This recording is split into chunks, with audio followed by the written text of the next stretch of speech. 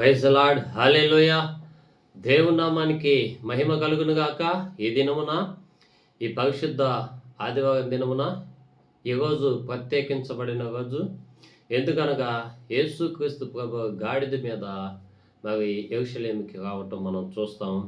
అందరూ ఖర్జూర మట్టలు తీసుకొని మరి చిన్నపిల్లలు కానీ పెద్దవాళ్ళు కానీ అందరూ ర్యాలీలు చేసుకుంటారు. అందును బట్టి స్తోత్రం తెలియజేసుకుంటూ ఈ దినమున దేవుని వాక్యాన్ని ధ్యానిద్దాం. మత్తయి సువార్త 21వ అధ్యాయం 5వ వాక్యాన్ని చదివి ధ్యానిద్దాం. ఇదిగో నీ రాజు సాత్వికుడై గాడిదను భాగవాహక పశువు పిల్ల అయిన చిన్న గాడిదను ఎక్కి నీ యొద్దకు వచ్చుచున్నాడని సియోను కుమార్తెతో చెప్పుడి అనున్నది.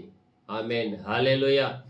వాక్యంలో మనం చూసినట్లుగా అయితే రాజులు ఎక్కడైనా గాడిద మీద వస్తారా? రాజులు రథాల మీద వస్తారు, పెద్ద పెద్ద ప్యాలెస్ల్లో ఉంటారు. అయితే రాజులు సుఖభోగాలు అనుభవిస్తూ ఉంటారు అన్నమాట. అయితే గాడిద మీద ఎందుకు వస్తున్నాడు యేసుక్రీస్తు ప్రభువు?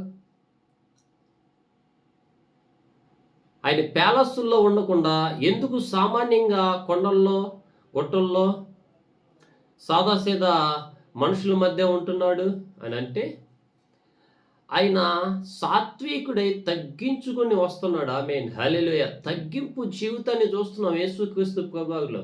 రాజు అనేది ఈ భూమి మీదే కాదు, యేసయ్య పరలోకంలో రాజుగా ఉంటాడు, భూమి మీద కూడా రాజుగా ఉంటాడు. ఈ లోకంలో మనం ఎంతోమందిని పరిపాలన చేసే రాజులను చూస్తాము, అధికారులను చూస్తాం. కానీ వాళ్ళు ఉన్నతమైన హోదాల్లో ఒక స్థాయిలో నివాసం చేయడానికి, ఒక మంచి మంచి ప్యాలెస్ల్లో ఉండడానికి చూస్తారు. కానీ తగ్గింపు జీవితం అనేది ఉండదు. ఆమేన్, హల్లెలూయా.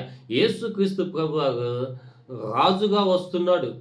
ఇశ్రాయేలు ప్రజలకి, దేవుని ప్రజలకి, ఈ లోకం మీద ఉన్న ప్రజలందరికీ రాజు ఆయనే. ఆమేన్, హల్లెలూయా.